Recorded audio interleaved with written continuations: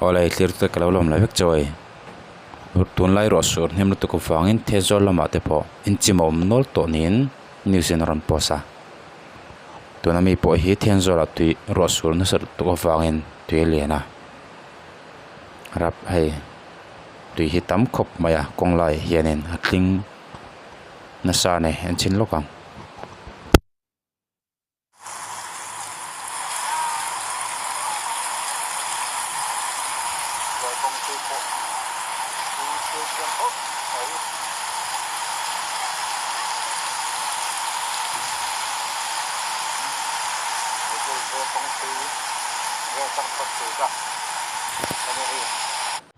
tiếng tam hi kum danga thianzol a hian atling to thinem ti te kha thianzol mi amo ka ting lampang she kan kam section na senga he ting hin kum danga atlen ngai pokala hra chiang che lo gai chonin hre te khan lo soila tun kum zat choi rot ti thanem khopa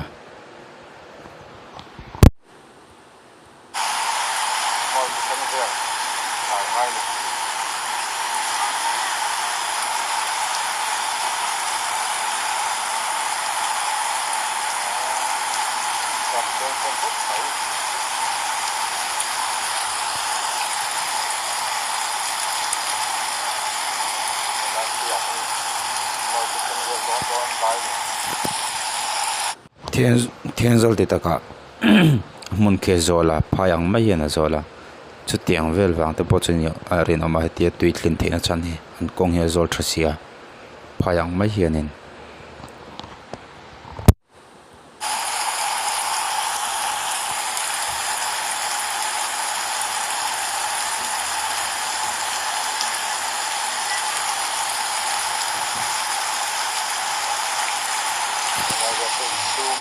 thing khat tan chon khop chen chen do na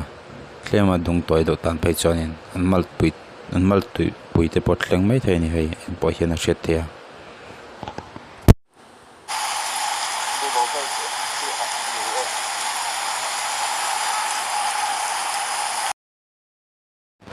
Lawngtlai a chen in pani le dor pania chem mi panga pasari vel adel nia hretane nizan meni somthum dar chom le min somthum vel khan Lawngtlai bazar veng le chan mari veng in rina bula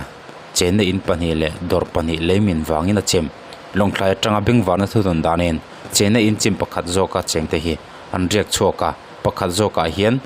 min mar mi anom thong engza cheng om hriat chen alani lawa panga atanga pasari vel a chim nan angai ne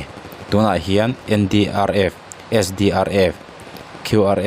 QRT le wail le lamin in chimin achilte lak chho tumin thei to ban chho mek meni somthum pakhat kumsani somni panga tukin dar thumvel khan Serchhip tui khwa veng baptist bikin tlang leimin National Highway 54 anwa government Serchhip college bus adel chebok